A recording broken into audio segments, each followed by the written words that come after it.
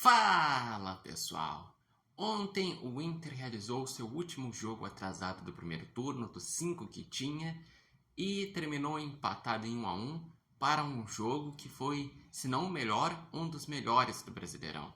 Um jogo entre duas equipes ofensivas que buscavam ter o controle do jogo, com jogadores que sabiam trabalhar bem a bola, que lutavam por cada espaço.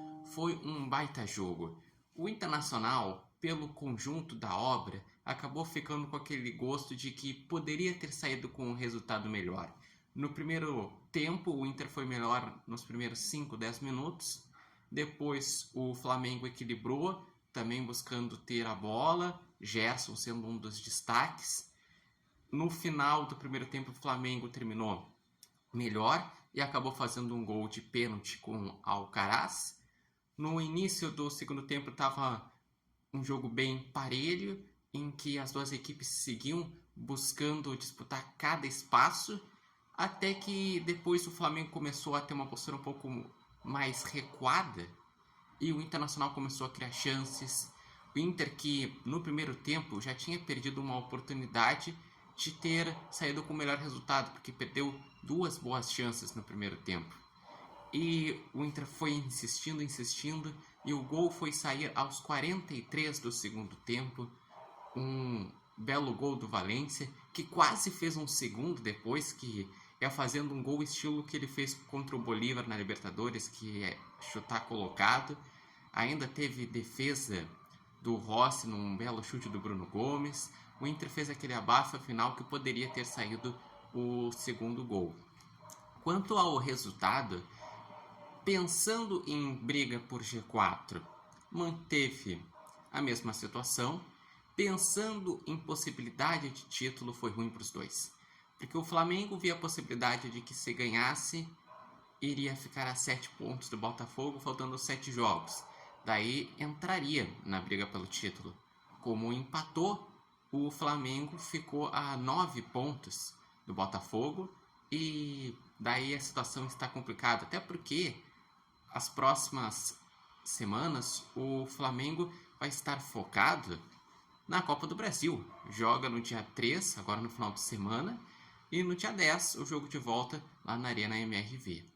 O Internacional também, para a possibilidade de título, precisava ganhar todos os jogos para chegar a 76 pontos e tentar ir para a sorte. Com esse empate, agora só se o Botafogo e o Palmeiras na reta final tiverem muitos tropeços para o Inter de fato entrar nessa briga. Porque no momento o Botafogo tem 64. Quer dizer que se o Botafogo fizer mais 10 pontos no campeonato, chegaria a 74.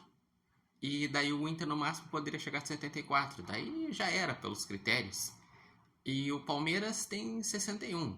Quer dizer que se ele fizesse 13 pontos, já era. Mas o principal que o torcedor fica feliz é o nível de atuação. O quanto o Inter evoluiu nas mãos de Roger Machado.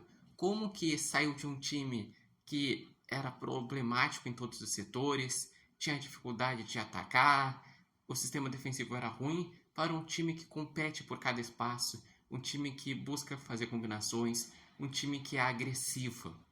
E este jogo, daí com isso, mostrou por onde que o Internacional não está brigando pelo título. Pelo primeiro turno.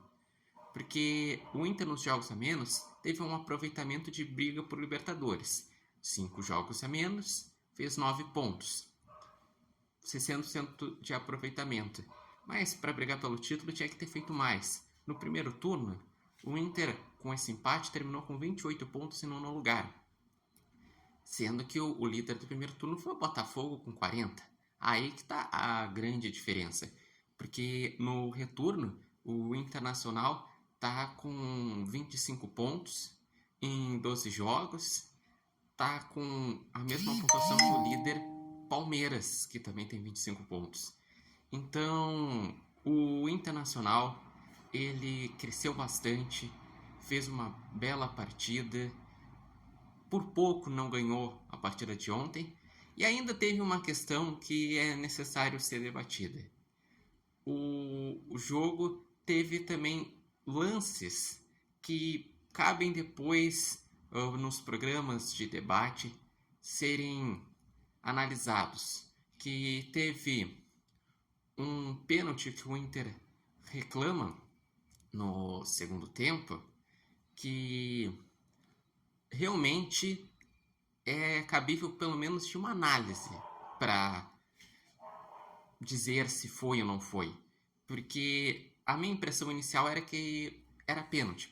Só que daí eu vi que o outro braço que estava bem esticado, daí seria pênalti.